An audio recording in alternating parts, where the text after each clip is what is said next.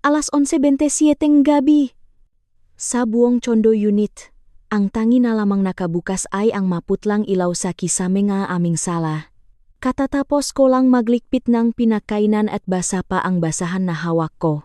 Habang nakayuko ako para punasan ang kantong glass table, ang biyenan kong si Mama Carmen ay nakaupo sa gitnang sofa, nakadekuwatro, at walang tigil na tinatambol ang kanyang nga daliri sa armrest na gawa sa kahoy, lumilikhahang isang mabigat at nakakabinging tunog. Ang asawa kong si Paulo ay nakasandal sa isang single sofa, tutok na tutok sa kanyang cellphone, walang sinasabi, at parang walang pakialam sa lahat ng nangyayari sa paligid niya ng gabing iyon. Sa hapag-kainan kanina, tinanggihan ng biyenan ko ang inihanda kong hapunan. Sinabihan niya ako ng harapan na hindi ako karapat-dapat kumain mula sa mapinamili sa bahay na iyon. Ang dahilan niya ay dahil masyado raw akong magang umalis papuntang opisina kaninang umaga at hindi man lang ako gumising ng mas maga pa para ipagtimpla siyang ngang kape at ipahanda siyang ngang mainit na almusal. Ayon sa kanya, wala raw akong utang na loob at hindi ako marunong rumespeto sa mas nakatatanda. Tumigil ang basahang hawak ko sa ibabaw ng malamig na salamin ng mesa. Dumampi ang mga daliri ko sa malamig na ibabaw at isang pangungusap lang ang sinabi ko. Mama, umalis po akong 7:00 umaga kanina para pumasok at nag-overtime po ako hanggang 10:00 gabi. Pwede po nating tignan ang bundi clock record ko sa opisina para mapatunayan iyan? Talagang hindi ko lang po kinayang isingit ang paghahanda ng almusal. Hindi po sa nagbubulakbol ako o sinasadya kong maging tamat.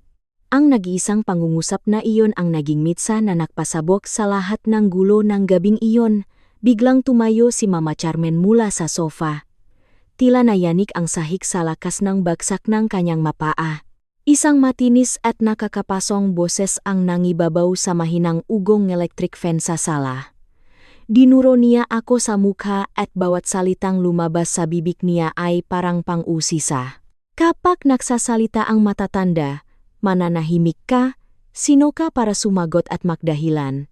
Simula nang magpakasal ka at pumasok sa pamilyang ito, obligasyon mong paksilbihan ang mabiyenan mo. Palibhasa kumikita ka ng sarili mong prakaya ang yabang mo na. Dahil ba may kakarampot kang sweldo, tingin mo pwede muna akong bastusin. Umayos akong tayo, hawak pa rin ang basahan. Hindi ako lumapit, hindi ako sumigaw, tiningnan ko lang siya ng mahinahon. Sa buong oras na iyon, wala akong ginawang anumang agresibong galaw. Hindi ako nang insulto o nagbasak ng gamit, ipinaliwanag ko lang ang totoo. Ngunit sa paningin ng biyenan ko, ang mahinahon kong pagpapaliwanag ay isang tahasang pambabastos. Mabilis siyang lumapit, itinas ang kamay para sabunutan ako. Kusang gumalaw ang katawan ko para umiwas at hindi niya ako nahawakan. Ang pag-iwas kong iyon ang tuluyang nagpagalit kay Paulo na hanggang sa sandaling iyon ay tahimik lang. Pabalya niyang binitawan ang kanyang cellphone sa ibabaw ngang unan ng sofa. Tumayo siya sa isang iglap at ang kanyang matangkat na figura ay lumihangang anino sa ibabaw ko. Walang tanong-tanong, walang anumang pag-awat o pag-alam sa sitwasyon, itinaas ni Paulo ang kanyang kamay at binigyan akong isang malakas at malutong na sampal. Sa sobrang lakas, napabaling ang ulo ko sa isang tabi. Agad na umugong ang kanang tainga ko at naginit ang kalahati ng aking mukha. Nalalasahan ko na agad ang dugo sa loop ng aking bibig. Nabitawan ko ang basahan, bumaksak ito sa makinis na sahig at tumalsik ang maliliit na pata ng tubig. Nanatili akong nakatayo, hindi umiyak, hindi nag-eskandalo, lumingon ako para tingnan si Paulo, wala akong sinabing masama, pinakmasdan ko lang siya ng tahimik. Ang biyenan kong nakatayo sa gilid ay hindi man lang siya inawat. Sa halip, mas nilakasan pa niya ang kanyang boses at tila ginatungan pa ang asawa ko. Tama iyan, sabi niya. Ang mga babaeng kagaya niya na hindi alam ang lugar nila, kailangang turuan ng leksyon. Kung ngayon pa lang ay nakukuha na niyang sumagot sa akin, Baka bukas makalawa ay tapakan na niya ang pagkataongang pamilya natin at gawin na niya ang gusto niya. Kung hindi sasaktan, hindi matututo. Ang tingin ni Paolo ay punoong put. Walang bakas ang pagmamahal bilang asawa, puro galit lang na pinalalang panunulsol. Hinawakan niya ng mahigpit ang pulso ko, halos madurok ang mga buto ko sa diin ng pagkakahawak niya. Sa lakas ng pahila niya, napasupsop ako pasulong at tumama ang katawan ko sa malamig na kantongang glass table. Nakaramdam ako ngang matinding sakit sa aking tagiliran. Sinubukan kong bawiin ang pulso ko at idinepensa ang sarili gamit ang isang pangungusap. Nagpapaliwanag lang ako. Wala akong ginagawang masama. Ang depensang iyon ay lalo lang nagtulak sa kanya na saktan ako ng mas matindi. 2 beses pa niya akong sinampal, saka niya ako itinulak sa balikat. Nawalan ako ng balanse at malakas na bumaksak sa sahig. Tumama ang likod ko sa matigas na kahoy na sahig ng sala. Nanikip ang dibdib ko at nahirapan akong huminga. Habang nakahiga sa sahig, sinubukan kong bumangon gamit ang aking mga siko. Yumuko si Paolo, hinawakan ang kwelyong damit ko gamit ang isang kamay, at kinalatkat ako mula sa sala papunta sa pintuan na parang isang sakong basura. Kuskos sa sahig ang aking mga braso at tuhod. Ang manipis kong pajama ay hindi nagbigay nga anumang proteksyon, at agad na namula at humapdi ang aking balat.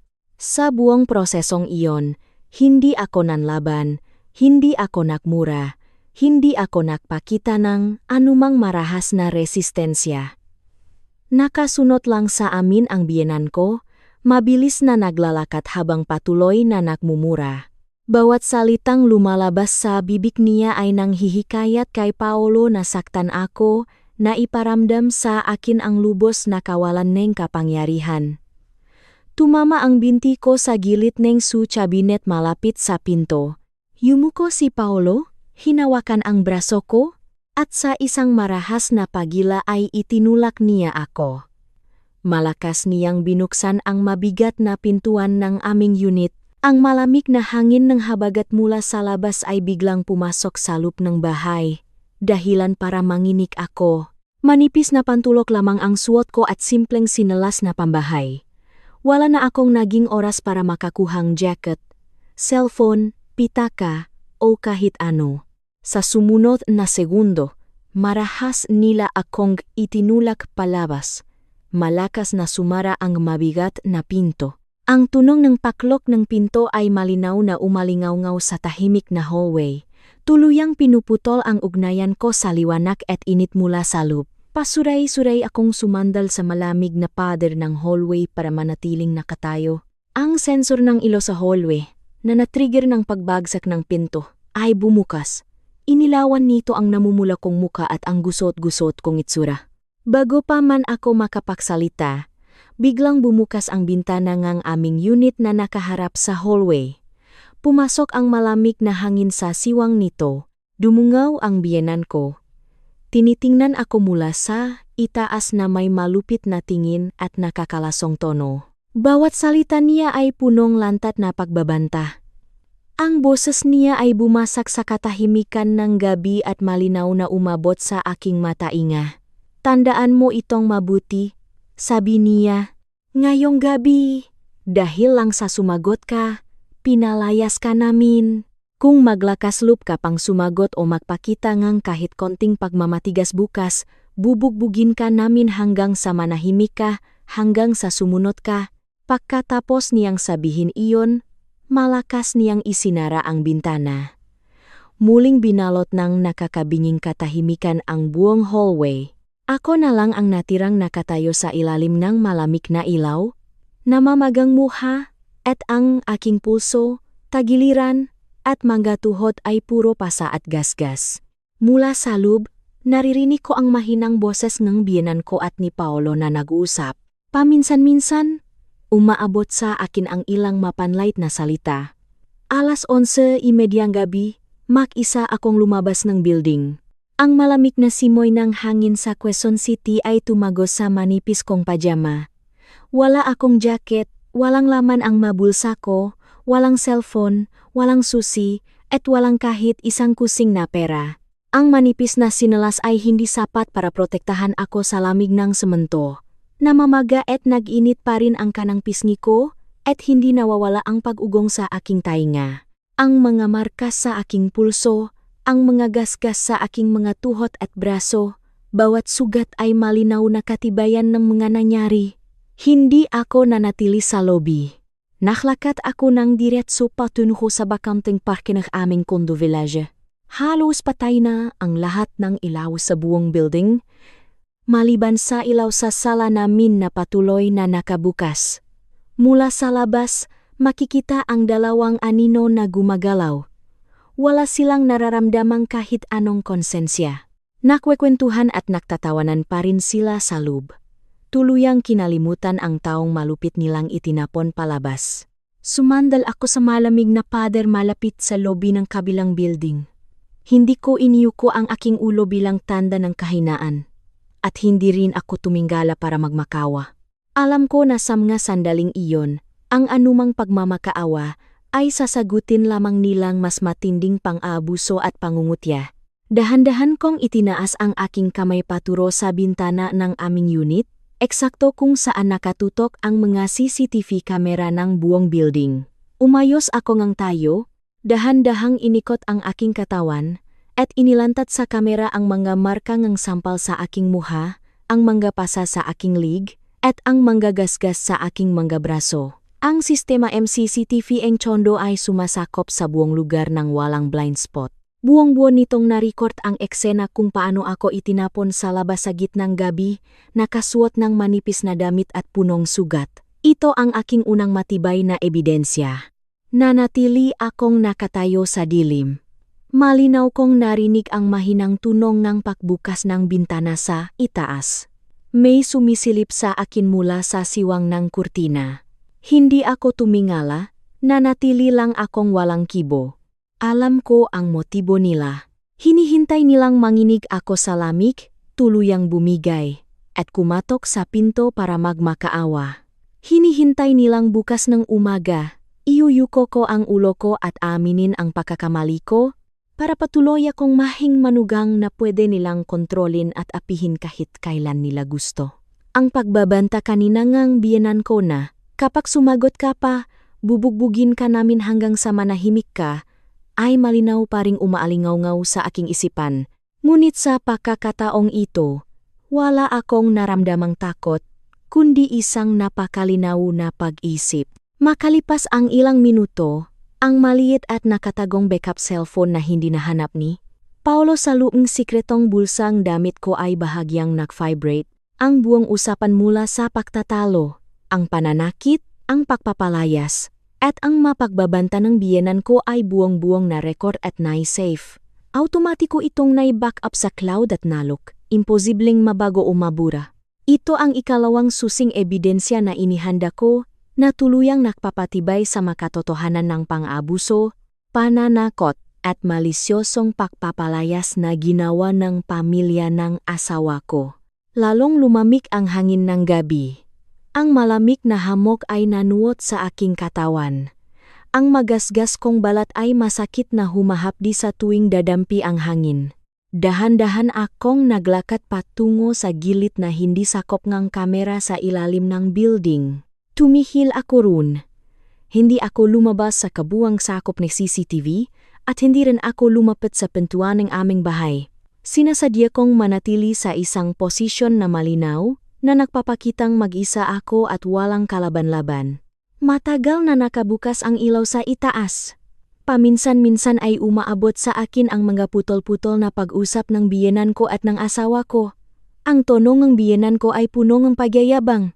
Kumpiyansa siyang hindi ko kakayanin ang gabi, at pinakmamalaki niya na sa pag-iwan lang, sa akin sa labas ng isang gabi, kinabukasan ay magiging masunurin na ako at hindi na muling maglalakas loob na sumagot sa matatanda. Nanatiling tahimik si Paolo, sumasang-ayon at kinukonsinti ang karahasang ito na walang kahit anong bakas ng konsensya o awa. 2:10 ng madaling araw, Ang backup cellphone sa bulsa ko ay muling nag-vibrate. Isa itong emergency phone na ginagamit ko sa loop ng maraming taon. Puno ang baterya, at may hiwalay na SIM card na hindi alam ni Paolo o ng sinuman sa pamilya niya. Kinuha ko ang telepono. Sa pag-ilaw ng screen, bumungad ang maraming missed calls at messages mula sa aking abogada at sa aking malalapit na kapamilya. Hindi ako sumagot sa text. Direktang tinawagan ko ang abogada ko. Nagsalita ako ng mahina. Walang anumang bahid ng pag-iyak o pagka-emosyonal. Kalmado at malinaw kong idinetalye ang lahat ng nangyari ng gabing iyon. Ibinigay ko ang eksaktong lokasyon ng aming tsondo, ang sakop ng CCTV camera, ang mga hawak kong voice recording, at ang kasalukuyang estado ng mga pasa at sugat ko. Agad na kinumpirmang abogada sa kabilang linya na ang lahat ng ebidensya ay may sapat na bigat sa batas. Pinayuhan niya akong manatiling kalmado, huwag gumawang anumang eksena, at huwag makipag-areglo. Binilinan niya akong ingatan ang lahat ng markang pananakit at mga ebidensya sa pinangyarihan. Pagkatapos ibaba ang tawag, paisa-isa kong sinagot ang mga mensahe ng aking pamilya. Sinabi ko sa kanilang ligtas ako. Nagbigay ng maikling paliwanag para hindi sila mag-alala. At sinabihan silang hindi na nila kailangang pumunta dahil may malinaw na akong plano kung ano ang gagawin. 12:40. Ang hangin ay naging mas matindi. Ang lamig mula sa semento ay tumatagos sa manipis kong damit, dumidikit sa aking balat na may kasamang kirot. Pagkatapos kong makausap ang abogada at pamilya ko, ibinalik ko ang telepono sa bulsa at naglakad diretso sa courthouse ng Condo Village. Ang guwardiya ay isang medyo may edad ng lalaki na matagal nang naka-assign sa night shift. Mabait siya at pamilyar sa mga nangyayari sa mga residente.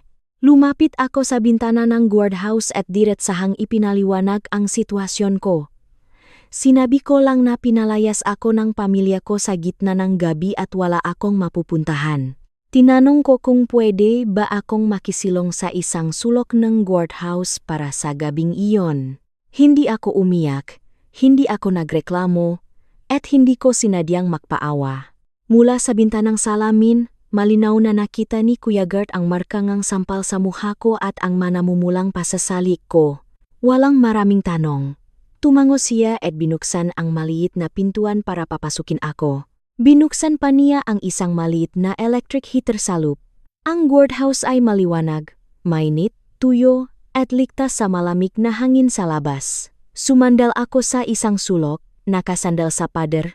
Hindi humaharang sa paningin ni Kuya Gert at hindi nakakaabala habang nililista niya ang mga pumapasok at lumalabas na sasakyan. Tahimik kong inayos ang aking damit, mahinahon ang kilos, at walang anumang bakas ang pagpapanik o pagkaawa sa sarili. Wala pang 5 minuto, muling nag-vibrate ang backup phone ko, umilaw ang screen. Ang tawag ay mula sa biyenan ko. Sinagot ko ang tawag ng hindi naka-loudspeaker. Itinapat ko ang telepono sa tainga ko habang nakabukas ang recording para ma-save ang lahat ng pag-uusapan namin. Nang sandaling sagutin ko, ang matinis at nakakairitang boses ni Mama Carmen ang agad na bumasak sa linya. Walang kahit isang salitang pag-alala. Ang unang bungat niya ay puro kayabangan at panunumbat. Ang tono niya ay mataas, punong kontrol. Kumpiyansang sa mga oras na iyon ay nanginginih na ako sa lamig at desperado nang makapasok. Diretsahan niyang sinabi na ang buong gabingang pagpapalayas at pagtitiis sa lamig ay para turuan ako ng leksyon. Para puksayin ang masama kong ugalingang pagsagot-sagot. Sa tawag, hindi tumigil ang biyenan ko sa paggamit ng panunumbat at pagkonsensya. Paulit-ulit niyang sinasabi na siya ang matanda, at bilang bata, obligasyon kong sumunod sa kanya ng walang kondisyon, tama man siya o mali. Kung maglakas-loop daw akong sumagot at magdahilan, isa itong pambabastos, maling pag-ugali at paglabag sa obligasyon ng isang asawa. Inutusan niya akong umakyat agad, kumatok sa pinto, magmakaawa, huminging ng tawad sa kanya at kay Paolo, at mangakong hindi na kailanman sasagot o kokontra sa kahit anong gusto nila. Kung susunod daw ako at hihingi ng tawad, papapasukin niya ako pagdating ng umaga. Ngunit kung magmamatigas pa rin ako at hindi iyuyuko ang ulo ko, sisiguraduhin daw niyang mawawalan ako ng bahay habang buhay. Iimpakehin daw niya ang lahat ng gamit ko ngayong gabi at itatapon sa kalsada. Ipapaanul din daw niya ako kay Paulo, iiwan ng walang-wala, at sisirain ang pangalan ko sa mga sismis at usap-usapan. Puro pagbabanta ang mga salita niya. Bawat pangungusap ay pagtatangka na kontrolin ako. Punong-punong ang kayabangan. Tiyak na tiyak siyang hindi ko kakayanin ang pananakot niya at susunod na lang ako tulad ng isang maamong aso. Nakinig lang ako ng tahimik. Hindi ko siya pinutol. Hindi ako nagmadaling sumagot. Tahimik kong nire-record ang lahat ng pagbabanta, panunumbat, at pang-abuso niya. Nang matapos ang mahaba niyang litanya at tumigil siya para hintayin ang pahingi kong tawad, sa wakas ay nagsalita ako. Ang tono ko ay kalmado, walang galit, walang pagmamakaawa, bawat salita ay malinaw at matigas. Sinabi ko sa kanya na sa pagtatalo namin ngayong gabi. Sinabi ko lang ang tungkol sa trabaho ko. Kailanman ay hindi ko binastos ang matatanda at hindi ako nawalan ng katwiran. Ang nanakit sa akin ay si Paulo, at ang malisyosong nagpalayas sa akin ay silang dalawang anak niya. Ang nakbanta na bubugbugin ako hanggang manahimik ay siya. Mula simula hanggang wakas, wala akong ginawang mali, kaya naman hindi ako hihingi ng tawad, at lalong hindi ako susuko sa kanilang karahasan at kawalan ng katwiran. Diretsahan kong sinabi na mula nang sampalin nila ako, palayasin sa gitnang gabi, at bantaang bubugbugin hanggang sa manahimik, ang lahat ng pasensya at pag-unawa ko sa kasal na ito ay binabawi ko na. Mula ngayon, hindi ko na iyuyuko ang ulo ko, hindi na ako magpaparaya, at hindi ko na hahayaang manipulahin nila ako kung kailan nila gusto. Sa kabilang linya, halatang natigilan ang biyenan ko. Tila hindi siya makapaniwala na ako, na palaging masunurin at tahimik, ay maglalakas loob na sagutin siya ng ganun katigas, na lantaran siyang babanggain, at tatanggihan ang lahat ng gusto niya. Pagkatapos ang maikling katahimikan, naging mas mabangis at naiinip ang tono niya. Nagsimula siyang sumigaw, patuloy ang pananakot gamit ang mga salitang hiya, reputasyon ng pamilya, at hiwalayan para pilitin ako. Ipinakmalaki niya na hanggat hindi siya pumapaya, kahit saan pa ako magreklamo, ang makapitbahay at kamag-anak ay papanik sa kanya. Lahat daw sila ay sasabihing wala akong respeto at sinasadya kong galitin ang matatanda, na sa huli ay ako rin ang mawawalan ng muha. Pinipilit niya akong pumayak agad dahil kung hindi, kinabukasan mismo ay pupuntahan niya ang mamagulang ko, magsusumbong siya sa pamilya ko, sisirain ang pagkatao ko, at sisiguraduhin ang sarili kong pamilya ang magtatakwil sa akin. Harap-harapan sa kanyang mga pagbabanta, nanatili akong matatak at mahinahon. Wala nang mahabang paliwanag, ipinaalam ko lang sa kanya na narekord ko na ang buong pag-usap namin, at may hawak akong kumpletong ebidensya sa lahat ng nangyari ngayong gabi. Pananakit, pagpapalayas, pananakot, at malisyosong pamimilit. Bawat pangyayari ay malinaw na mapapatunayan at suportado ng ebidensya. Pagkatapos kong sabihin iyon, bago pa man siya makapagmura o makapanakot ulit, tahimik kong ibinaba ang telepono. Nai-save ko ang audio file na may double backup at inlock ito, tuluyang tinatanggal ang anumang posibilidad na makuha o mabura. Ligtas kong naidagdag ang isang panibagong susing ebidensya para sa aking pagganti. Nang ibaba ko ang tawag, lumingon sa akin si Kuya Guard. Ang mamata niya ay may bakas ng pang-unawa at awa. Wala siyang sinabing kahit anong sismis o puna, inabutan lang niya ako ng isang baso ng maligamgam na tubig. Tinanggap ko ang baso, nagpasalamat ng mahina, at nanatili sa sulok, Tahimik na pinakmamasdan ang madilim na kalangitan mula sa bintana. Lampas alaunang madaling araw. Halos patay na ang lahat ng ilaw sa buong building. Tanging ang bintana na lang ng aming bahay ang nananatiling maliwanag sa gitnang dilim. Mula sa malayo, malinaw kong nakikita ang maaninong gumagalaw sa siwangang kurtina. Ang biyenan ko at si Paolo ay patuloy na sumisilip, binabantayan ang ngagalaw ko. Hindi sila natutulog dahil hinihintay pa rin nilang hindi ko makayanan ang lamig at tuluyang bumigay at makmakaawa. Sa mga oras na iyon, 2 beses pang tumawag ang biyenan ko, sinagot ko at nirecord ang parehong tawag. Samga sumunod na pakusap, hindi na siya nakpanggap na pinangangaralan ako. Sa halip ay inilabas na niya ang tunay niyang ugali. Nagsimula siyang sumigaw, magmura, baluktutin ang kwento, at patuloy na pagandahin ang marahas nilang ginawa ni Paolo. Ibinabato niya sa akin ang lahat ng sisi. Ipinipilit niyang ako ang walang utang na loob, ako ang naghahanap ng gulo, kaya napilitan lang daw si Paolo na saktan ako, at ako raw ang dahilan kung bakit magulo ang bahay. Paulit-ulit niyang sinasabi na normal lang sa isang lalaki na disiplinahin ang kanyang asawa, at normal lang sa matatanda na kontrolin ang nga nakababata. Kahit daw sinampal ako, dasurp ko raw iyon, at ang pagpapalayas sa akin ay kasalanan ko rin.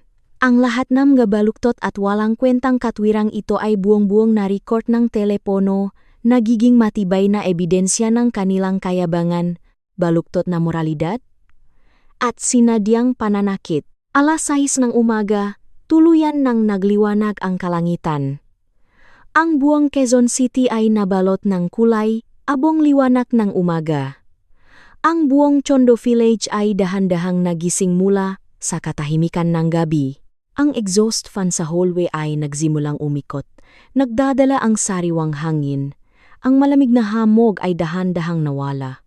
Sa ibaba, ilang mga residenteng maagang gumising ang nagsisimula ng maglakat-lakat at naririnig na ang mahinang tunog ng mga naglilinis. Buong gabi akong nakaupo sa guardhouse, hindi pumikit at walang anumang bakas ang takot o kaba. Inisa-isa ko at nai-back up ang lahat ng ebidensya ng maayos, ang marekording ng tawag buong gabi, ang mga oras na tutukma sa CCTV ng building, ang mga sariwang sugat sa katawan ko, at ang buong timeline ng pagpapalayas sa akin. Inorganisa ko ang lahat, nilagyan ng password, at ini-save sa makakahiwalay na folders. Bawat ebidensya ay malinaw na tumutukma sa mga pangyayari, walang anumang butas. Nang makumpirma kong ligtas na ang lahat ng ebidensya, tumayo ako, nakpaalam kay Kuya Guard, at dahan-dahang naglakad sa malinis na daan pabalik sa aming building. Dumiretso ako sa elevator, pakyat sa unit namin, tahimik at walang tao sa hallway. Walang anumang ingay, tumayo ako sa harap ng aming pintuan, nakatayo ng tuwid at kalmado. Hindi ko itinaas ang kamay ko para kumatok. Hindi ko iniyuko ang ulo ko bilang tanda ng kahinaan, nahintay lang ako ng tahimik.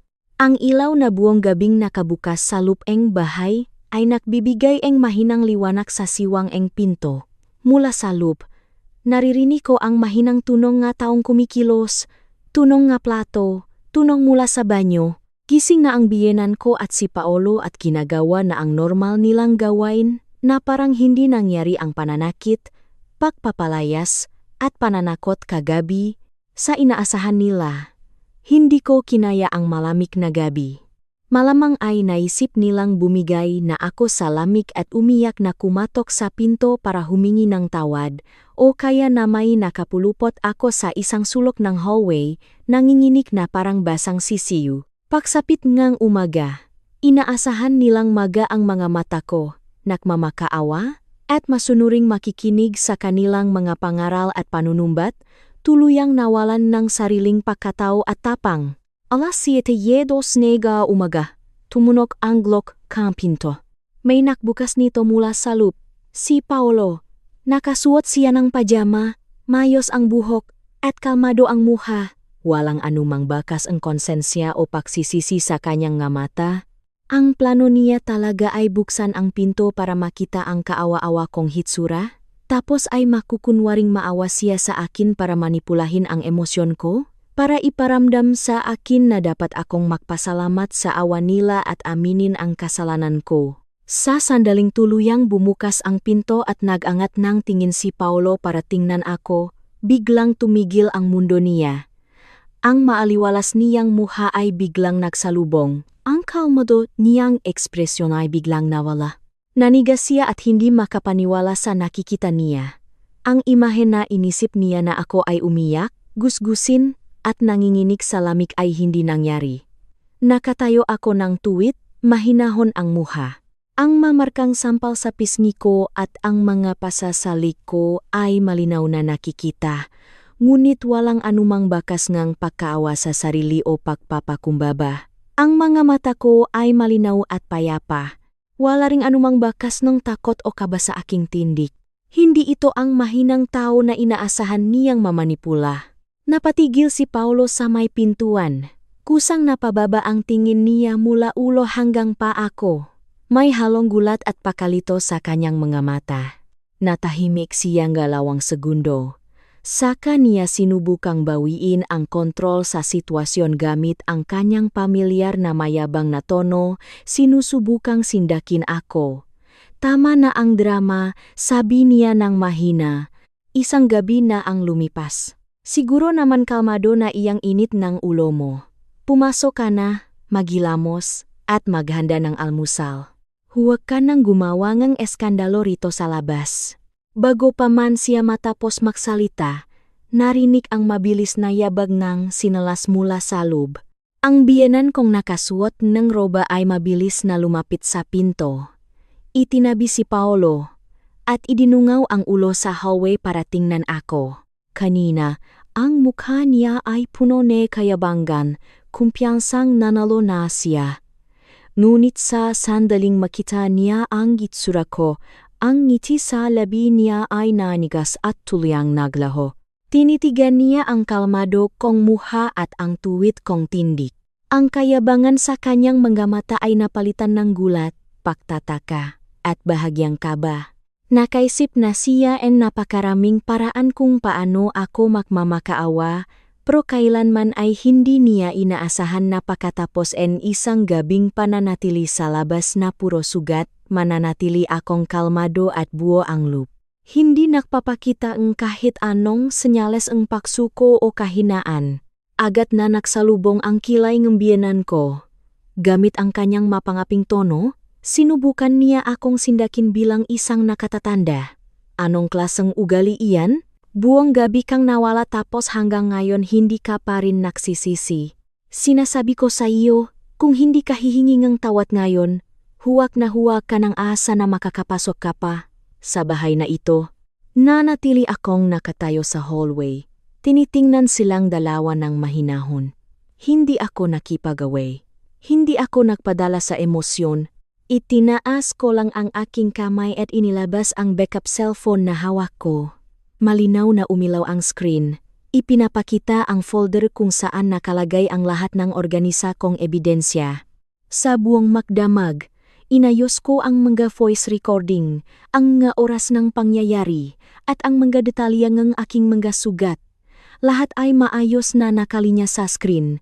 Sa isang iglap, habang tumitindi ang liwanag ng umaga sa hallway, ang mukha ni Paulo at ng biyenan ko na nakaharang sa pinto ay namutla at nagbago ngang reaksyon. Matapos ang maikling katahimikan, ang biyenan ko ang unang nakabawi. Muling lumabas ang pagiging mayabang niya. Kumpiyansa siyang nananakot lang ako gamit ang cellphone, kaya sinubukan niya akong sindakin gamit ang kanyang matapang na presensya. Humakbang siya palapit at, habang nakaduro sa akin, ay sumigaw ng napakalakas. Sinasadya niyang lakasan ang boses para makuha ang atensyon ng magkapitbahay at unahan ako sa paggawa ng kwento. Ipinagpilitan niyang naginarte lang ako kaya ako natulog sa labas. At pinalalaki ko lang daw ang isang napakaliit na bagay. Binago niya ang kwento, sinisigaw na ako raw ang nag-umpisa ng away kagabi.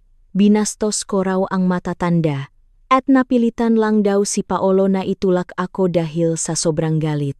Ang pagpapalayas daw sa akin ay para turuan lang akong leksyon dahil sa masama kong ugali. Mabilis ding nakabawi si Paolo mula sa pagkagulat at muling ibinalik ang malamig niyang ugali. Sa isang nakakapasong boses, sinabi niya na ang problema sa pamilya ay hindi dapat ipinagsisigawan sa labas. Ipinipilit daw niyang palakihin ang gulo, nag-eskandalo, at malisyosong nagipon ng nga walang kwentang ebidensya. Naghahanap lang daw akong sakit ng ulo kahit wala naman. Silang mag-ina ay nagtulungan para palabasin na sila ang biktima ng aking pag-inarte. Tuluyang binabaluktot ang katotohanan tungkol sa pananakit at pagpapalayas. Pinakinggan ko ang kanilang mga kasinungalingan ng walang anumang reaksyon sa mukha, at hindi ako bumitaw ng kahit isang salita para makipagtalo. Walang saysay ang makipagsagutan sa kanila sa pampublikong lugar. Ang tanging paniniwalaan ko ay ang matitibay na ebidensya mula sa CCTV. Ibinulsa ko ang aking cellphone, tumalikot, at naglakad patungo sa elevator nang hindi man lang lumilingon pabalik. Nang makita itong biyenan ko, inakala niyang umaatras ako dahil sa takot at hindi ko kayang harapin ang mga kapitbahay. Agad siyang nagkaroon ng lakas ng loob at sumunod sa akin habang patuloy na nagmumura. Sumunod din si Paolo sa kanya. Dalawa silang nakabuntot sa akin. Pinipilit akong paaminin at sinisiraan sa mga nakakasalubong. Tiyak na tiyak silang wala akong makukuhang ebidensya laban sa kanila at sa huli ay ako lang ang mapapahiya at susuko. Kaming tatlo, ako sa unahan at sila sa likuran, ay pumasok sa property management office ng aming kondo. Alas 8 ngang umaga ang peak hour kung kailan nakbubukas ang opisina at maraming may-ari ang pumupunta para makbayat ng duwes o mag-asikaso ngang papeles. Ang mga staff sa reception, ang duty manager, ang mga janitor at ang ilang mga residente ay nagkumpol-kumpol dun, kaya medyo maingay ang paligid. Dumiretso ako sa front desk at malinaw na sinabi ang numero ng aming unit at ang eksaktong oras ng pangyayari. Ipinaalam ko sa staff na kailangan kong makita ang lahat ng CCTV footage mula sa hallway at sa mapampublikong lugar ng Tondo mula alas 11 ng gabi hanggang alas 6 ng umaga. Sinabi kong kailangan ko itong isekur bilang ebidensya dahil may kinalaman ito sa paglabag sa aking kaligtasan. Lahat ng proseso ko ay legal, sumusunod sa patakaran, at may sapat na dahilan. Ang admin manager, na napaka-profesional, ay agad na tumango ng marinig na para ito sa kaligtasan at nagsimula siyang buksan ang sistema para hanapin ang nga video. Sakto namang pagbukas ang staff sa system para i-type ang oras, biglang nataranta ang biyenan ko na nakasunod sa akin. Tumakbo siya palapit sa desk. Hinawakan ang kamay ng staff na may hawak ng mouse at pabalang na pinigilan ang pakuha ng video. Sa harap ng maraming tao, gumawa siya ng eskandalo. Sumigaw siya na hindi raw pwedeng tingnan ang CCTV dahil away pamilya lang daw ito, at walang karapatan ang nga tagalabas na makialam. Wala raw autoridad ang admin na ipakita ang footage. Wala siyang tigil sa pagsasalita ngang kung ano-ano. Pinararatangan akong naninira ngang pamilya, gustong palakihin ang maliit na bagay, at tinawag akong walang kwentang babae, walang galang, at walang modo. Ang mamatang lahat ng naroon ay agad na napunta sa amin. Nagsimula ang bulungan ng matao. Ang atensyon ng madla, sa halip na magpatigil sa biyenan ko, ay mas lalo pang nagpayabang sa kanya. Sinasadya niyang lakasan ang boses, gumagawa nga kasinungalingan tungkol sa akin ng may buwang detalye. Binaluktot niya ang lahat ng nangyari kagabi, sinusubukang lituhin ang nga tao at pagtakpan ang katotohanan gamit ang kanyang pag-ingay. Si Paolo ay nakatayo lang sa gilid, nanunot ng malamig, hinahayaang gumawa ng eksena ang nanay niya. Paminsan-minsan ay nagdarakdak siya ngam nga salitang pabor sa kanila. Iginigit na simpleng away mag-asawa lang iyon, isang maliit na tampuhan ng biyenan at manugang. Wala raw nangyaring pananakit o pagpapalayas na tulad ng sinasabi ko, at pinararatangan niya akong pinalalala ang sitwasyon para sirain ang pangalan ng kanilang pamilya. Napakagaling nilang dalawa na magpanggap bilang mga biktima ng aking umano'y panggugulo. Sa wakas, nagsalita na ako. Ang tono ko ay kalmado ngunit bawat salita ay may diin, wala akong ipinakitang kahit anong emosyon. Sa harap ng lahat ng staff ng admin at mga nakikiusyosong residente, malinaw kong inilatak ang timeline ng mga pangyayari. Alas 11:12 gabi kagabi, maayos ko lang na ipinaliwanag ang sitwasyon ko sa trabaho. Wala akong sinabing masama, hindi ako sumigaw, at hindi ako nakpakita ng anumang agresibong kilos. Agad pagkatapos nun, sinampal ako at malakas na itinulak ni Paolo. Alas 11:20, pinalayas nila akong dalawa mula sa bahay namin, nakasuot lang ng manipis na pantulog at walang dalang gamit. Pagkatapos ay binuksan ng biyenan ko ang bintana at pinagbantaan ako na kung sasagot pa ako, bubugbugin niya ako hanggang sa manahimik ako. Buong gabi nila akong hindi pinapasok sa sarili kong bahay. Binuksan ko ang photo gallery ng cellphone ko. Ipinakita ko ang mga high-resolution na litrato na kinuha ko kagabi. Ipinakita ko ang mga markang sampal sa pisngi ko, ang mga pasa sa leko at ang mga gasgas sa aking mga braso at tuhod. Walang filter. Malinaw itong nakitang lahat, katabi mismo ngang computer screen ng admin. Ang mga sariwang sugat, ang pamamaga mula sa sampal. Ang mga gasgas sa balat lahat ay malinaw at imposibleng pagkain o itanggi. Sumunod, ni-play ko ang voice recording. Ang tunog na pagtatalo sa sala kagabi, ang panunumbat ni Paolo bago niya ako sinampal, ang mapanlait na boses ng biyenan kong nanggagatong sa away. Ang malupit na pagbabanta mula sa bintana, at ang pananakot niya sa tawag kaninang madaling araw. Lahat ay narinig ng malinaw. Ang boses, ang eksaktong oras, ang mapanakit na tono lahat ng iyon ay nagbuo ng totoong kwento ng nangyari. Biglang natahimik ang buong paligid. Nawala ang lahat ng bulungan. Narinig at nakita ng malinaw ng lahat ng naroon ang katotohanan. Sa isang iglap, nalaman nila kung sino ang tama at sino ang mali, at nakita nila ang tunay na mukhang pamilyang asawa ko na mahusay magbaluktot ng kwento, namutla ang biyenan ko na parang kandila. Nanigas ang katawan niya at hindi na siya nakapagsalita. Sa sobrang gitarangta, sinubukan niyang agawin ang cellphone ko para patayin ang recording at sirain ang ebidensya. Agad siyang pinigilan ng staff ng admin. Pinaliwanagan ng mariin na ang pang-agaw ng gamit ng iba sa pampublikong lugar at ang pagpigil sa pagkuha ng legal na ebidensya ay isang paglabag. Kung ipipilit niya, tatawag sila ng pulis at may mga saksi sila na tutestigo. Wala na akong dapat ipag-alala. Agad na nagsalita ang admin manager. Sinabi niya na pwede namang pag-usapan ang away pamilya, pero ang pananakit at malisyosong pananakot ay hindi na normal na gulo ang asawa, kaya kailangang i-secure ang CCTV footage bilang ebidensya. Inilayo ng staff ang biyenan ko at mabilis na kinuha ang mga video mula sa system. Ang CCTV footage ay high definition, kumpleto at walang blind spots o edits. Malinaw nitong na-record ang buong pangyayari kagabi. Sa video, nakita ang pasuray-suray kong paglakat pagkatapos akong marahas na itulak palabas ng pinto, ang manipis kong damit, ang pagtayo kong mag-isa sa hallway, at ang anino ng isang tao na dumungaw mula sa bintana na nakaharap sa koridor. Lahat ay malinaw na ipinakita.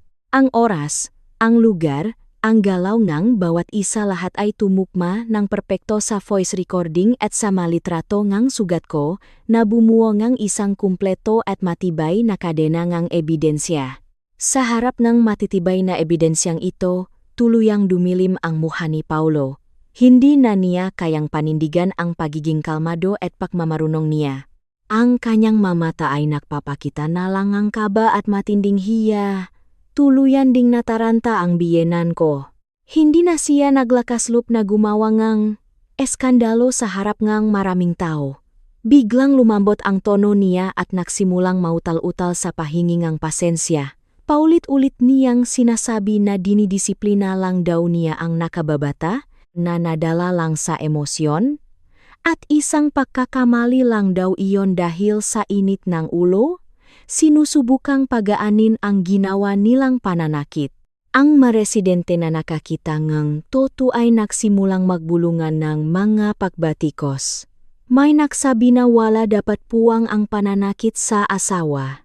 Ang isa naman ay nagreklamo na masyadong garapal ang ginawa ngang biyenan. May pumuna rin sa kakapalan ng mukha nilang magsinungaling. Tuluyang bumaliktad ang sitwasyon.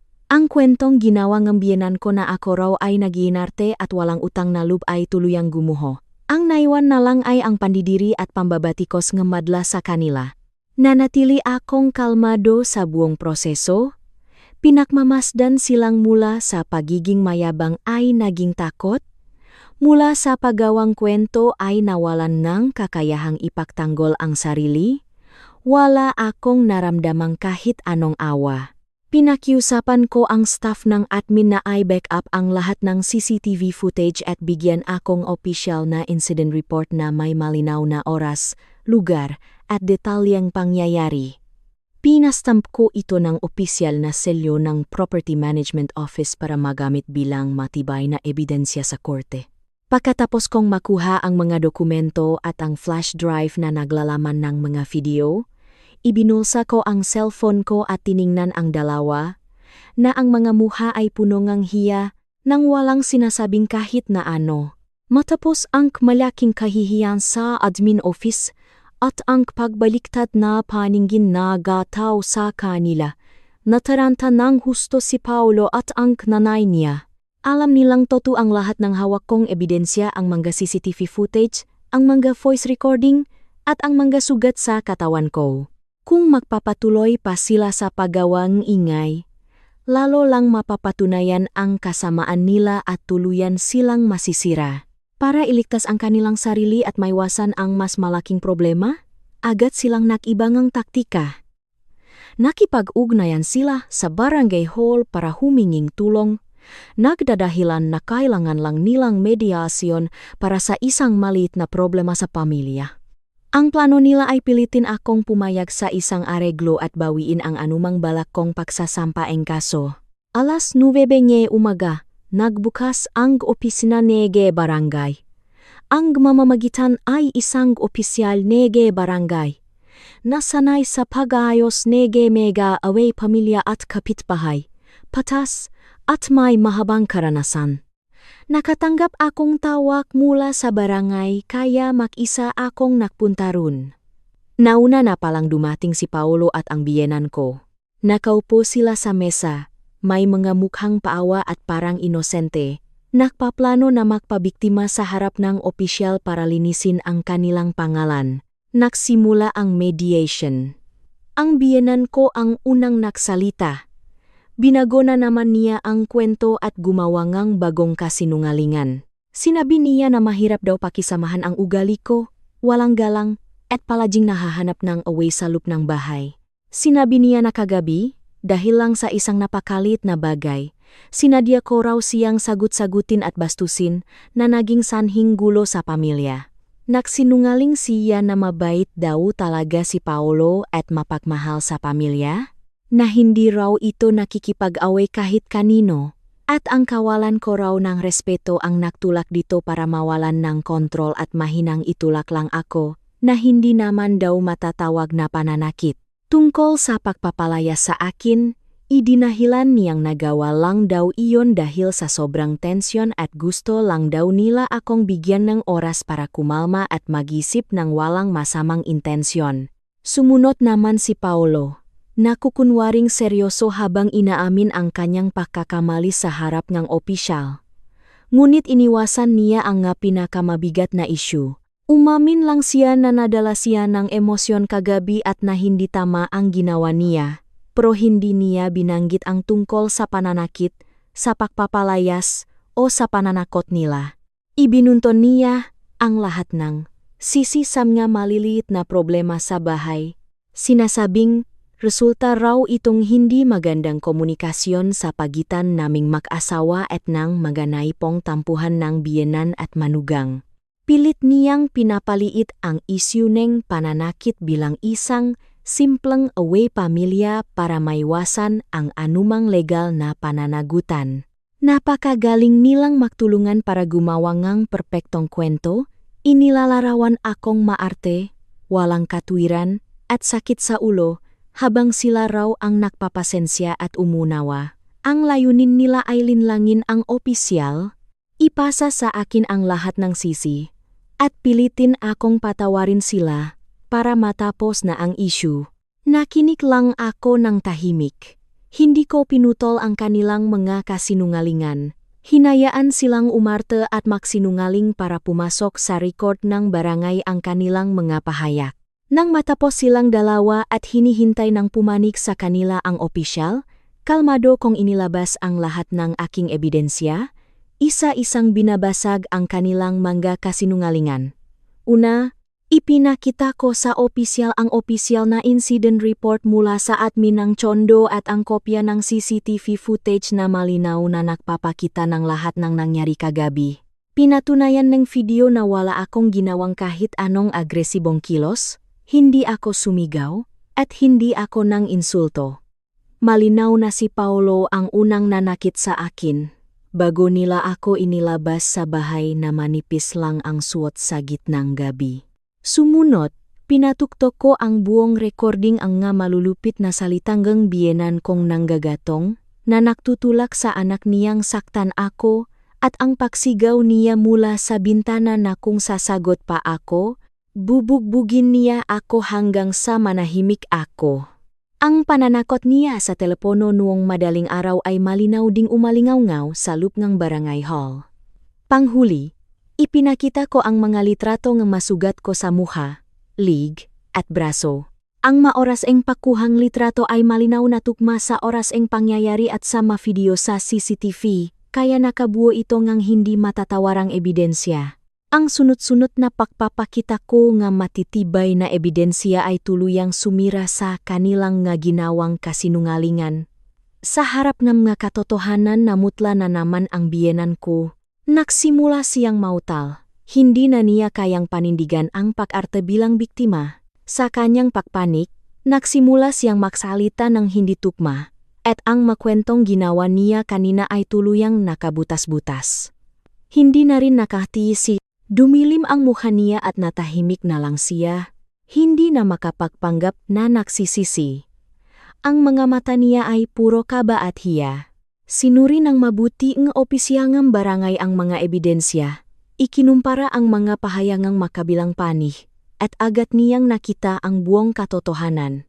Direkta niyang sinabi na ang buong sisi ay nasa asawa ko at sa nanay niya, at wala akong kasalanan. Ang ginawa ni Paulo ang pananakit, ang pagpapalayas ng walang dahilan sa sariling asawa, at ang pananakot ng kanyang ina, pati na rin ang panunulsol, para lalong lumaki ang away, ay hindi matatawag na simpleng away pamilya kundi isang malinaw na paglabag sa batas. Pinagalitan ng hustong opisyal silang dalawa, ipinaalam na ang pananakit sa asawa o sa sinumang miyembro ng pamilya ay hindi kailanman katanggap-tanggap. Walang dahilan, tulad ng init ng ulo, na makakapagpawalang sala sa pananakit, pananakot, at pagpapalayas sa sariling kapamilya. Ito ay malinaw na paglabag sa batas, particular sa Anti-Violence Against Women and Their Children Act, ORA 9262. Bukod dun, mariinding binalaan ng opisyal na kung magdedesisyon akong magsampang ang kaso, buong pusong makikipagtulungan ang barangay sa pagbibigay ng Certificate to File Action at magagamit ang lahat ng ebidensya para suportahan ang aking reklamo. Natapos ang mediation na nakasulat ng malinaw sa Blotrengga Barangay na ang pamilyang asawa ko ang may kasalanan. Pagkalabas kong barangay hall, hindi na ako bumalik sa kondo. Sumakay ako ng taxi diretso sa East Avenue Medical Center. Alam ko na ang CCTV footage, voice recording, at mga litrato ay pansuportang ebidensya lamang. Ang opisyal na medical legal report at ang aking medical record ang pinakamatibay na patunay para sa kasong VAWC. Papasok ko pa lang sa emergency room, napansin ko na ang dalawang pamilyar na anino sa likuran ko. Sinundan ako ni Paolo at ng nanay niya sakay ng kanilang sasakyan. Hindi sila makagawa ng ingay sa loob ng ospital. Kaya nakasunot lang sila mula sa malayo, nanonot at bantay sarado ang bawat kilos ko. Malinaw ang intensyon nila, pigilan akong kumuhang medical legal report. Kapag kasi nag-issue na ang ospital ng report, hindi na lang basta away pamilya ang nangyari, ito ay magiging isang dokumentadong kasoeng pananakit. Wala na silang lusot para magsinungaling o makaila. Dumiretso ako sa ER para magpa-check up. Wala akong sinayang na oras. Nang makausap ko ang doktor, sinabi ko ang totoo sa oras at dahilan ng aking masugat, at nakipagtulungan ang kanang pisngi ko ay maga at mapula mula sa sampal. May konting gasgas malapit sa tainga. Ang pulso ko ay may markang maring pagkakahawak. May pasa sa likod mula sa pagkakabagsak, at may manggagasgas sa tuhod at braso. Nakita ng malinaw ang lahat ng ito. Kumuhang litrato ang doktor para sa record, at inilista ng detalyado ang nga sugat. Isinulat doon na ang nga ito ay sanhingang sapak, pagkalatkat, at pagkakiskis sa matigas na ibabaw. Agad siyang nag-issue ng medical certificate at pinayuhan akong magpa-X-ray at CT scan para makasiguro na walang internal bleeding o mild concussion. Habang nagbabayad ako para sa madagdag na test, lumapit ang biyenan ko, sadyang hininaan ang boses at nakunwaring nag-aalala bilang kapamilya para lokohin ang manurs at doktor. Sinabi niya na simpleng away lang daw ito sa bahay, na aksidente lang daw akong natamaan at daplis lang ang masugat ko. Hindi na raw kailangan palakihin ang issue at magpa-test pa. Pilit niya akong hinihila palabas ng ospital, para daw pag-usapan na lang sa bahay. Sumunod din si Paolo, nakukunwaring malumanay, nawala ang yabang at init ng ulo. Mahinahon siyang humingi ng tawad at umamin sa kasalanan niya. Nangangakong pag-usapan namin ito ng mayos pag-uwi at ibibigay niya lahat ng gusto ko. Nakiusap siya na huwag ko nang ituloy ang mates at ang pakuha ng ebidensya, sinasabing ang pagpapalaki ng gulo ay hindi makakabuti sa amin at sa buong pamilya. Ginamit na naman niya ang reputasyon at ang aming kinabukasan para konsensyahin ako. Isang matapang at isang malambot na kampihan silang dalawa. Nagpapanggap na nagsisisi sa harap ng ibang tao para maisalba ang pamilya, pero sa totoo lang, gusto lang nilang pigilan ang pagkuha kong susing ebidensya para makalusot sa batas. Hindi ko pinansin ang mga kasinungalingan nila. Sa harap mismo nga doktor at nurse, tahasan kong tinanggihan ang anumang alok nilang pag-usap. Sinabi ko sa doktor na ang lahat ng sugat ko ay dahil sa pananakit at pakalatkat sa akin, at kailangan ko ang kumpletong medical record at test results bilang ebidensya sa kaso, at walang sinuman ang may karapatang pumigil sa akin. Sanay na ang mga staff ng ospital sa mga kaso ng WAWC kaya naintindihan agad nila ang sitwasyon. Direkta nilang pinagsabihan si Paolo at ang nanay niya na karapatan ko bilang pasyente ang magpagamot at kumuhang ebidensya, at walang karapatan ang makamag-anak na makialam. Kung patuloy silang manggugulo, tatawag ang ospital ng pulis. Tuluyang nasira ang plano nila dahil sa matatak na paninindigan ng mga staff. Nang hindi magtagumpay, bumalik ang biyenan ko sa pasikot-sikot na paninira. Nagsimula siyang bumulong sa mga taong nakdaraan sa ospital. Pinararatangan niya akong marte, mukhang pera, at sadyang nahahanap ng gulo. Sinasabi niyang pinapalaki ko lang daw ang sugat ko para makontrol ko ang asawa ko at makakuhang pera, na sinisira ko lang daw ng sadya ang pamilya nila. Binalewala ko ang kanyang murang paninira. Ipinagpatuloy ko ang proseso, kinumpleto ang lahat ng eksaminasyon, at nakuha ng mayos ang kumpletong set ng opisyal na medical records, ang printed na certificate, ang electronic file, ang mga litrato misugat, at ang mga resibo mibayad. Lahat ng ito ay may mayos na oras, opisyal, at pwedeng magamit sa korte. Buong-buo na nitong napapatunayan ang pang-abuso, imposibleng mabago, imposibleng itanggi, at imposibleng bawiin. Pagkatapos makuha ang mga ebidensya, tumayo ako sa pasilyo ng ospital at, sa harap mismo nilang dalawa, ay isa-isa kong kinunan ng litrato ang lahat ng medical reports. In-upload ko yun sa aking Google Drive, nilayan ng password, at ginawan ng double backup para siguradong hindi mawawala. Nang makita ni Paolo kung gaano ako kasistematiko mag-ipon ng ebidensya, tuluyan nang nawala ang kulay sa mukha niya. Hindi na niya kinayang itago ang inis niya. Punong-puno ang galit at kaba ang mga mata niya. Alam niya na ang opisyal na medical report na ito ang huling kuko sa kabaong. Kung magpa-file ako ng annulment, magsasampa ng kasong kriminal dahil sa pananakit at hihingi ng danyos. Siguradong panalo ako. Tuluyang nagpanik ang biyenan ko, iniwan ang kayabangan niya. Nagpakumbaba at nakiusap na babayaran na lang niya ako. Nangako siyang hinding-hindi na niya ako sasaktan. Inamin niya ang kasalanan niya at nagmakaawa na burahin ko na ang mga ebidensya at huwag nang ituloy ang kaso. Natapos ang pakuhang ebidensya sa ospital. Nabuo ang kumpletong legal na sandata laban sa kanila. Ang huling pag-asa ng pamilyang asawa ko ay tuluyang naglaho. Sa halip na umamin at tahimik na tumanggap ng pagkakamali, naisip nila ang pinakatangang plano para iligtas ang sarili ang kunin ang simpatiya ng mga kamag-anak at piliting linisin ang pangalan nila. Nang hapong iyon, isa-isa nilang tinawagan ang mga kamag-anak mula sa makabilang pamilya. Sinabi nilang may problema kaming mag-asawa at ipinipilit ko raw makipaghiwalay nang hindi iniisip ang pamilya. Nagpabook silang dinner sa isang sikat na restauran. Nagdadahilan na para daw mag-usap at maayos ang problema.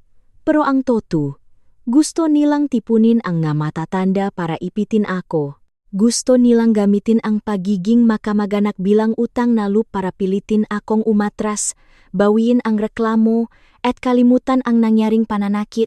Alas 6 ng gabi nagsimula ang hapunan. Ang lahat ng dumalo ay mga malalapit na kamag-anak. Sa simula pa lang, kontrolado ng biyenan ko ang usapan. Siya ang kunang nagreklamo sa mga matatanda. Sadyang itinago ang buong kwento kawin pananakit, pagpapalayas, at pananakot. Ang sinabi lang niya ay masyado raw akong matigas, walang pusong umunawa, at pinalalaki ang mas simplang asawa. Kesyo nagpunta pa raw ako sa admin at sa ospital para mag-ipon ngang ebidensya, at gusto ko raw sirain ang pamilya at ang tahimik nilang buhay. Sumakay naman si Paolo, nakayuko lang at parang inosenteng biktima isang asawang api na walang magawa. Ang magkamag-anak na walang alam sa totoo ay tuluyang nalinlang sa pag-arte nila, at nagsimula silang pangaralan at konsensyahin ako. Pangaral ng mga matatanda, hindi raw madali ang mag-asawa kaya dapat ko raw pahalagahan ito. Normal lang daw sa mag-asawa ang mag-away at magkabati, at hindi na dapat palakihin ang mali na pagkakamali. Kailangan daw maging malawak ang pangunawa at magpasensya at huwag masyadong matigas at mapaganap ng mali. Sumama rin sa paninisi ang mga kahenerasyon ko. Pinagsabihan akong isipin ang reputasyon ng makabilang pamilya na huwag namang paabutin sa puntong lahat kami ay mapapahiya. Sa isang iglap, ang simpatiya ng lahat ay napunta sa pamilya ng asawa ko. Iniisip nilang ako lang ang nag-iinarte, ako ang walang pangunawa, at ako ang masama. Nakaupo sa kabisera ng mesa ang biyenan ko.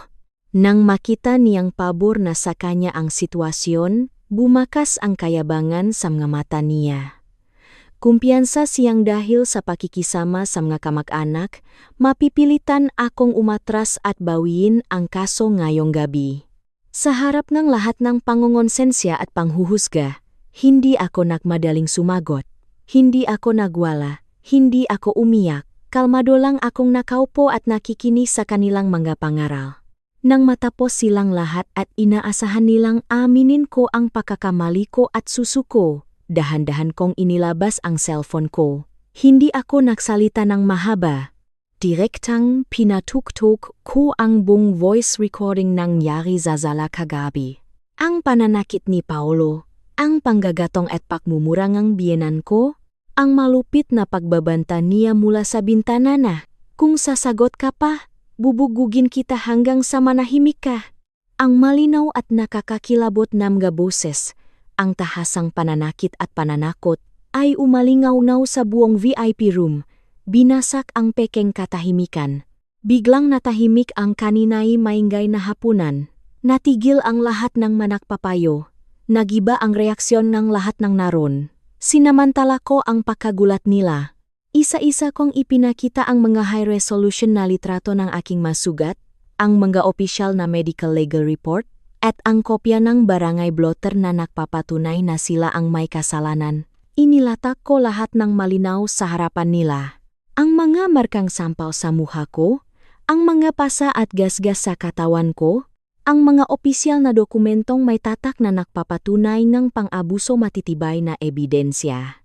Kalmado lang ang boses ko sa buong proseso habang isa-isa kong binubunyag ang mga kasinungalingan ng biyenan ko. Ipinaliwanag ko na kagabi, sinabi ko lang ang totoo tungkol sa trabaho ko, hindi ako sumagot ng pabalang, at hindi ako nang away. Pero sinaktan ako ni Paolo, pinalayas ako sa gitnang gabi na manipis ang damit, at pinakbantaan pang biyenan ko. Kaya ako kumuha ng ebidensya at nakpunta sa barangay. Hindi ako ang nagsimulang gulo at hindi ako nanira ng pamilya. Diretsahan kong sinabi na ang hapunang ito ay hindi para makayos kami kundi isa itong patibong. Isang plano ng pamilya ni Paolo para gamitin ang pakikisama sa mga kamaana upang paktakpan ang kanilang pananakit. At pilitin akong lamunin ang galit ko at isuko ang karapatan ko. Sa harap ng maebidensya, ang imaheng kawawang biyenan na pinanatili ni Mama Carmen ay tuluyang nasira. Nawala ang kayabangan sa mukha niya, napalitan ng kaba at kahihiyan. Nakanda utal-utal siya sa pagpapaliwanag. Sinusubukang baluktutin ang kwento para linisin ang pangalan niya. Pero dahil napakalinaw ng mga ebidensya, hindi na siya makumbinsi ng kahit sino, lalo pang namutla si Paolo. Nakayuko lang siya at hindi makatingin ng diretso sa kahit kanino. Ang pekang imahe niya bilang mabait na Mr. ay tuluyang nawasak. Ang tunay niyang ugali bilang isang abuser ay nalantat sa harap ng kamag-anak niya. Nakbago ang ihip ngang hangin. Ang mamatatandang kanina lang ay nagpapayo na magpasensya, ako ay natahimik at umiwas ng tingin dahil sa hiya at inis. Naintindihan nila agad ang totoong nangyari. Narealize nilang mali ang pagkakakilala nila sa akin at nakita nila ang tunay, mapagpanggap at tusong ugali ng pamilya ni Paolo. Ang pakikisama at utang na loob na gusto nilang gamitin laban sa akin ay bumalik sa kanila. Nagsimula silang punahin ang mag-ina.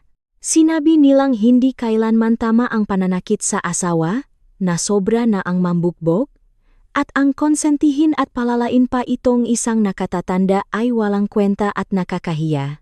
Malinaw na silang mag-ina ang may kasalanan, pero sa halip na magsorry, nagsinungaling pa sila at ginamit ang pamilya para i-pressure ang biktima. Napakababa at kawalang hiyaan ng ginawa nila. Pagkatapos ang matinding kahihiyan sa hapunan, tuluyang nawalan ang muha ang mag-ina sa pamilya nila. Gayunpaman, walang kahit anong pagsisisi si Paolo at ang nanay niya. Sa halip na matuto, isinisipa nila sa akin ang lahat. Pinararatangan akong sinadya kong sirain ang reputasyon nila para lumabas na ako ang tama. Para iligtas ang kanilang mga sarili, inilipat nila ang laban sa Facebook at sa Fiber group ng condo village namin para sirain ang pangalan ko sa mga kapitbahay at pilitin akong umatras. Kinagabihan pagkatapos ng hapunan, nagpost ang biyenan kong mahahabang mensahe sa 3 group chat na may 500 members, kasama na ang exclusive group ng building namin. Sinadya niyang itago ang totoo at gumawa ng sarili niyang bersyon ng kwento. Ipinapakita ang sarili bilang mapagpasensyang biyenan at si Paolo bilang kawawang asawa na matagal ko na raw inaapi. Siniraan niya ako. Tinawag akong babaeng masama ang ugali, bastos sa matatanda, At sinadya ko raw gumawa ng kwento ng pang-abuso para makahingi ng pera at sirain ang pamilya. Sinungaling siya na simpleng away lang daw iyong kagabi at ako raw ang unang nang insulto at nagbazag ng gamit at nag-ingay buong gabi. Napilitan lang daw si Paulo na hawakan ako ng mahigpit para kumalma. Hindi raw niya ako binugbog at lalong hindi pinalayas. Ipinagkalat niya na nahihiganti lang daw ako. Pinalalaki ang isyu at nagpapabiktima sa lahat ng tao ng hindi man lang inisip ang reputasyon ng pamilya nila. Lahat daw iyon para makontrol ko ang asawa ko, makahinging malaking danyos, at makuha ang naari-arian sa oras na magpaanol kami. Para mas makmukhang totoo, nag-private message pa siya sa makakilala sa Chondo, kinukwento ang magkakasinungalingan para isipin ng lahat na ako ang may problema, walang pakiramdam, at malupit na babae. Sumakay din sa eksena si Paulo. Nagpost siya sa group chat ng magalalaking kapitbahay, nakukunwaring biktima ng isang malupit na asawa, para makuha ang awa ng mga-residente. Sinasadya niyang iparating na ako ang dahilan ng lahat ng problema at eskandalo. Noong una, maraming kapitbahay na walang alam sa totoong nangyari ang naniwala. Dumami ang ma-comment sa group chat na sumusuporta sa kanila. May nagpayo sa akin na pahalagahan ko raw ang kasal ko at huwag maging masyadong marte. May nag-PM sa akin na masyado raw akong matapang at walang respeto. May iba naman na lantaran ng kumampi sa biyenan ko, pinaparinggan akong nag-iinarte lang at sinisira ang pamilya.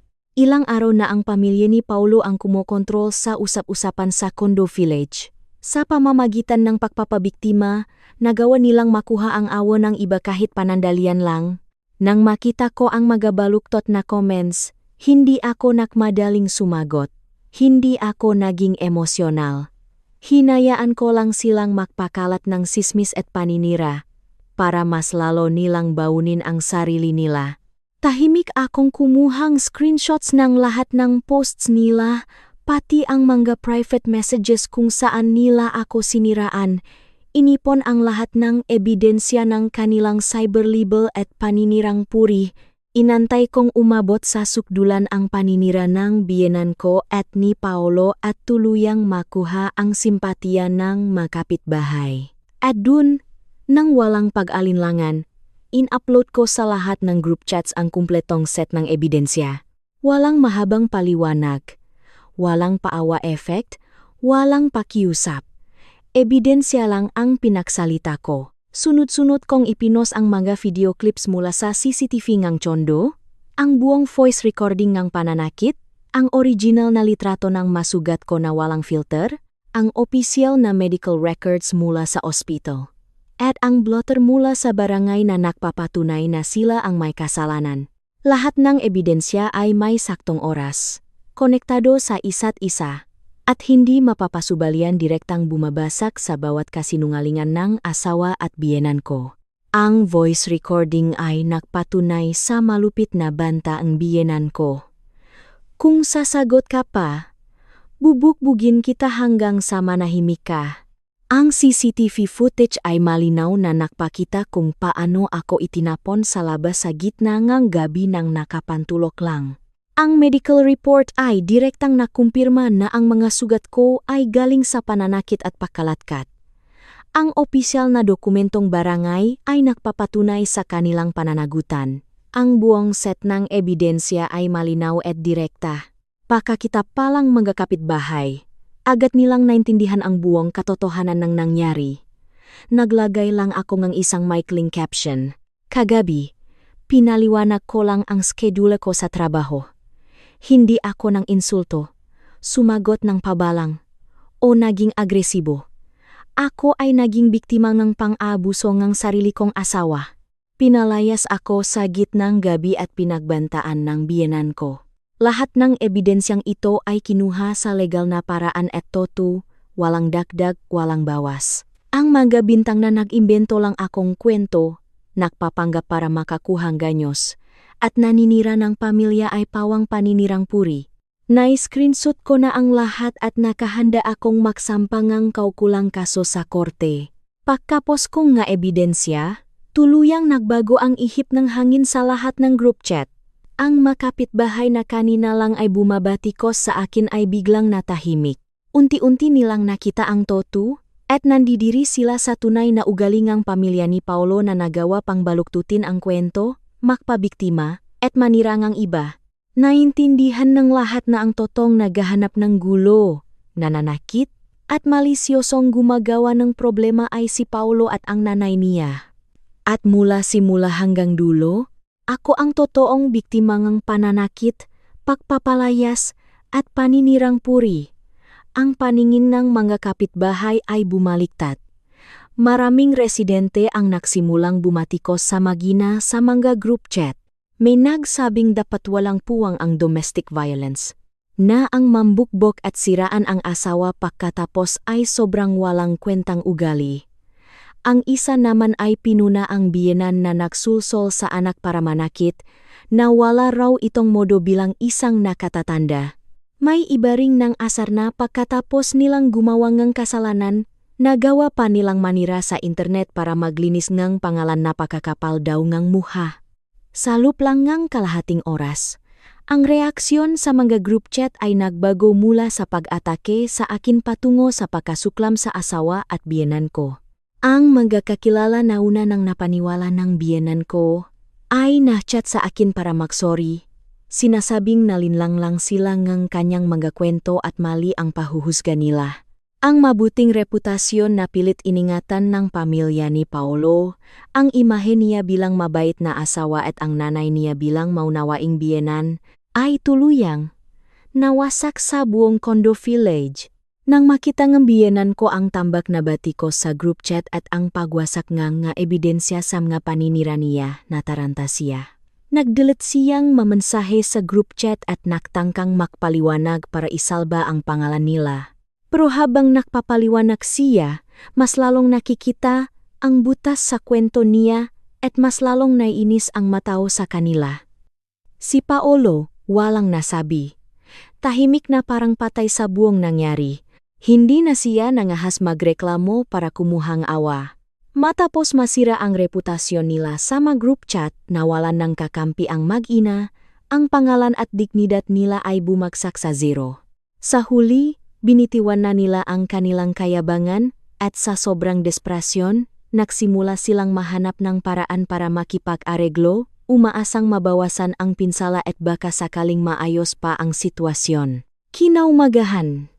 Nakipagkita ako sa abogada ko sa kanyang opisina para tapusin ang lahat ng paghahanda sa kaso. Pagkatapos makaranas ng pananakit, pagpapalayas, pananakot, at paninirang puri, hawak ko na ang kumpletong set ng ebidensya, ang CCTV footage, ang mga recording ng tawag, ang mga medical legal reports, ang blotter mula sa barangay na nagpapatunay na sila ang may kasalanan, at ang mga screenshots ng kanilang cyberlibel. Ang lahat ng materyales ay pasok sa standards ng korte, konektado sa isa't isa, at walang butas. Sinuringang abogada ang lahat ng ebidensya at direktang sinabi na 100% ang sansakong manalo sa kaso. Idinetalye namin ang magareklamo ko. Anulman dahil sa psychological incapacity at abuse na makakaapekto sa hatian ng mag-aari-arian, danyos perhuwisyo para sa VAVC, at pack-file ng kasong cyberlibel. Lahat ng proseso ay nayon sa batas at malinaw ang pananagutan ng asawa ko at biyenan ko. Habang nire-review ko ang madokumento kasama, ang abogada ko para i-file na ang kaso, biglang lumitaw sa lobi ng law firm si Paulo at ang nanay niya. Sinundan pala nila ako. Nawala na ang yabang nila. Pareho silang mukhang gusgusin at walang ayos. Wala na ang kayabangan na dati nilang ipinapakita. Pumasok sila sa law firm ng walang pasubali at sinubukang hawakan ang braso ko. Nahmamakaawa at nakayuko. Ang biyenan ko ang unang humingi ng tawad. Umiyak na sinabing naguluhan lang daw siya. Nakapagsalita ng masama. At nakamali lang dahil sa init ng ulo. Nagmakaawa siya na maging malawak ang pangunawa ko at patawarin siya. Nahuwak ng paabutin sa korte at tuluyang sirain ang relasyon namin. Nakayuko rin si Paolo, nagpapanggap na seryosong nagsisisi, nangangakong hinding-hindi na niya itataas ang kamay niya, na hindi na niya hahayaang manggulo ang nanay niya. Nangako siya na dodoblehin niya ang pag-alaga sa akin, ibibigay niya lahat ng gusto ko, at sisiguraduhin niyang magiging maayos kaming lahat.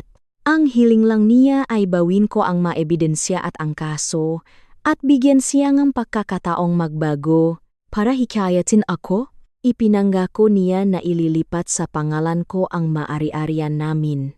Ibibigay sa akin ang buong sweldo niya, at siya na ang bahala sa lahat ng gawaing bahay. Ginawa niya ang lahat ng pwede niyang alukin para lang maawa ako at pumayak na makipag-areglo. Alam nila na oras na may file ang kaso. Ang record ng pananakit at cyberlibel ay habambuhay ng tatak sa kanila. Hindi lang masisira ang kasal namin, pananagutan din nila sa batas ang mga kasalanan nila, at ang kanilang trabaho, reputasyon, at buhay ay tuluyang masisira. Sa harap ng kanilang pagmamakaawa at mga pangako, nanatili akong kalmado at walang anumang nararamdaman. Alam ko na ang mga pangako nila ay walang silbi sa batas. Ang pagsosori nila ngayon ay para lang takasan ang parusa. Oras na lumipas ang gulo. Sigurado akong ulitin nila iyon ng mas malala pa. Bago pa man sila makapagpatuloy, sumingit na ang abogada ko. Binigyan silang ng mahigpit na babala na bawal nilang istorbohin ang kanyang kliyente at ang proseso sa korte, at ang pagmamakaawa nila ay isa ng uri ng harassment.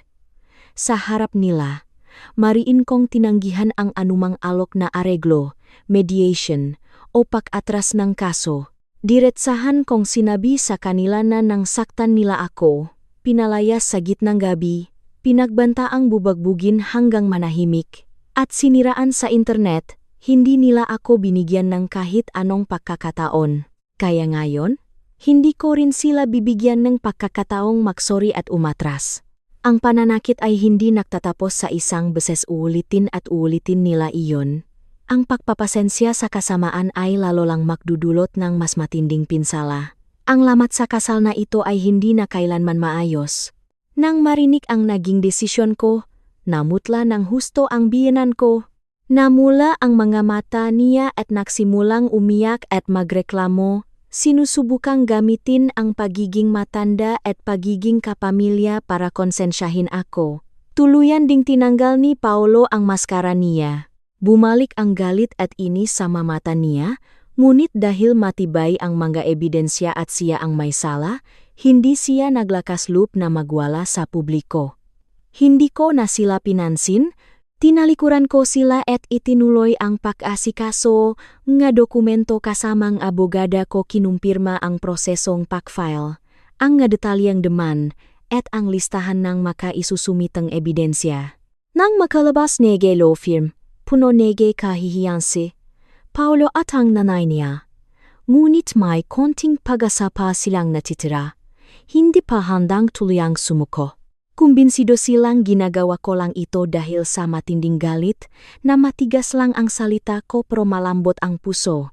Umasa sila na kung maghihintay pa sila ng ilang araw nang walang nangyayaring bago, sa huli ay iisipin ko rin ang sasabihin ng ibang tao tungkol sa kasal namin at susukorin ako. Hindi nila alam na noong hapong iyon, pagkatapos umalis sa law firm, sa tulong ng abogada ko, naihanda na ang lahat ng ebidensya, demanda, at reklamong isasampa. Formal na akong naghain ng kaso sa Piskalya at Family Court para sa VAWC, cyberlibel, at annulment, kasama ang paghingi ng danyos, kumpleto ang ebidensya, malinaw ang kwento, at walang kaduda-duda ang kasalanan nila. Lahat ay naayon sa batas ng walang anumang butas. Mabilis na pinroseso ng korte ang mga dokumento. Makalipas lang ang ilang araw, opisyal na tinanggap ang kaso ko. Nakatanggap si Paolo ng supuena at notice of hearing mula sa korte. Ang ma-opisyal na dokumento, may pirma at selyong gobyerno, ay malinaw na nagsasabing ang magulong kasal na ito ay nasa kamay ng batas. Wala ng atrasan, wala ng areglo, Nang dumating ang supwena sa bahay nila, si Paolo at ang biyenan ko, na naghihintay at umaasa, ay tuluyang napuno ngang takot. Ang dating peking tapang nila, ang kanilang pagiging kumpiyansa, at ang mga ilusyon nila ay nawasak ng malamig na opisyal na dokumento. Nang mabasa nila ang mga salitang violation of RA 9262, cyber libel, at petition for declaration of nullity of marriage sa dokumento, namutla sila ng sobra at nanlamig ang kanilang mga kamay at paa.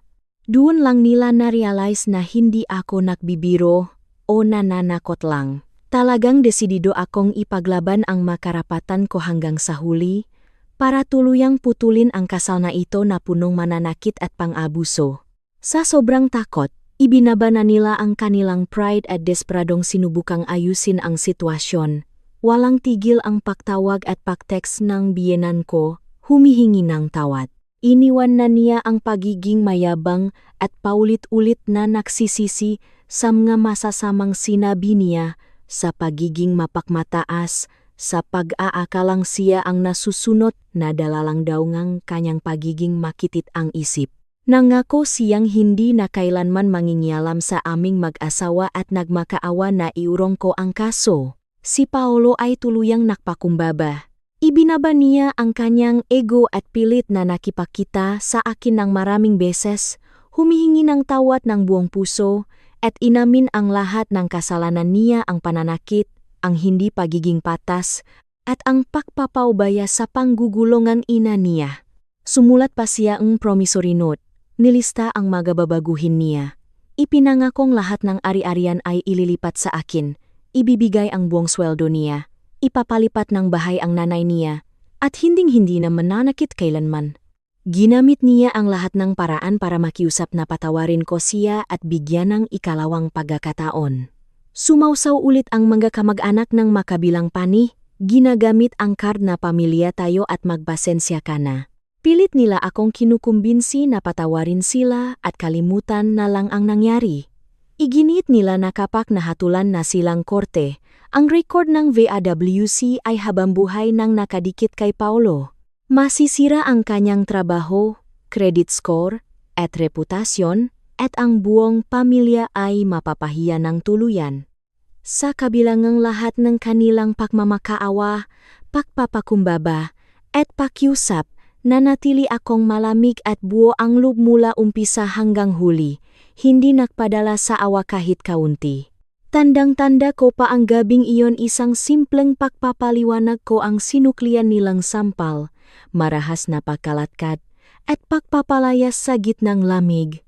Tandang-tanda ko pa ang malupit na pagbabanta mula sa bintana, ang kayabangan nilang gisayping kontrolado nila ako at pwede nilang tapakan ang dignidad ko. Mas lalo kong naalala kung paano nila binaluktot ang kwento, kung paano nila ako siniraan sa internet, at kung paano nila pinlano ang bawat galaw para sirain ako. Totoo ang pananakit nila, hindi na mabubura iyon. Ang dignidad kong tinapakan ay hindi may babalik ng isang simpleng sorry. Nang saktan nila ako, hiyain, at siraan, kailanman ay hindi nila inisip na bigyan akong pagkakataon. Kaya ngayon na sila ang desperado at nagmamakaawa, wala akong dahilan para maawa at umatras. Tinanggihan ko ang lahat ng alo na areglo, usapan, o pag-atras ng kaso. Mariin kong sinabi sa lahat ng kamag-anak na nangungonsensya sa akin na ang pananakit sa asawa ay hindi isyu ng pamilya. Hindi nakukuha ang respeto sa pamamagitan ng pagpaparaya, at ang pananahimik ay makdudulot lang ng mas matinding pang-abuso. Hindi ko kailangan ng huli nilang pahingi ng tawad. Ang kailangan ko lang ay katarungan mula sa korte. Ang huling pagtatangka ni pamilya ni Paolo na isalba ang kanilang sarili ay tuluyang pumalpak. Walang nagawa ang kanilang pagpapakumbaba, mga pangako at pagmamakaawa. Dahil wala nang magawa, nawi silang dalawa sa matinding desperasyon. Buong araw silang nag-away at nagsisisihan sa bahay. Ang nanay at anak na dating makasapwat para apihin ako ay tuluyang nakawatak-watak, isinisisi sa isa't isa ang kapahamakang ginawa nila. Ang bahay na dating pinuno nilang ingay dahil sa kayabangan ay naging isang malaimpyernong lugar na puro sigawan at sumbatan. Sa kabilang banda, nanatili akong kalmado at tahimik, sumusulong ng walang pak-alinlangan, hawak ang supwena ng korte at ang matitibay kong ebidensya. Hawak ko ang bentahe sa kaso at kontrolado ko ang lahat. Hindi ko na kailangang magtiis. Hindi ko na kailangang makisama sa kahit kanino.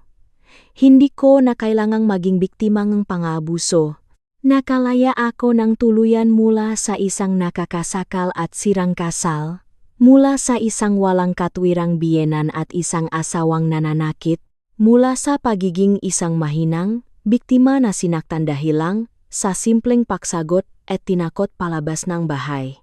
Ako ngayon ang nakokontrol sa sitwasyon, lumalaban gamit ang mga matitibay na ebidensya at ginagamit ang batas para protektahan ang sarili ko. Sa loob lamang ng ilang araw, nagawa kong bumangon at lumaban. Hindi ko pinili ang manahimik at magpatawad. Sa halip, ginamit ko ang pinakatama at legal na paraan para makamit ang hustisya, para durugin ang kawalan ng katarungan at pang-aabuso. Ang kasal na ito, na nagsimula sa pagtitiis at nawi sa pananakit, ay nagwakas sa tuluyang pagkatalo ng pamilya ng asawa ko. Kung ano ang itinanimin, siya ring aanihin. Ang kanilang reputasyon ay sumatsat, ang pamilya nila ay nawasak, at pananagutan nila sa batas ang naginawa nila. Ang biktima na itinulak sa kawalan ay nakabangon, buo at bitbit ang kanyang dignidad at buhay. Mula ngayon, tapos na ang pagtitiis, bayad na ang lahat ng utang. Tuluyan na akong nakalaya mula sa putik, muling bumangon mula sa abo, at buong pusong haharap sa bagong buhay.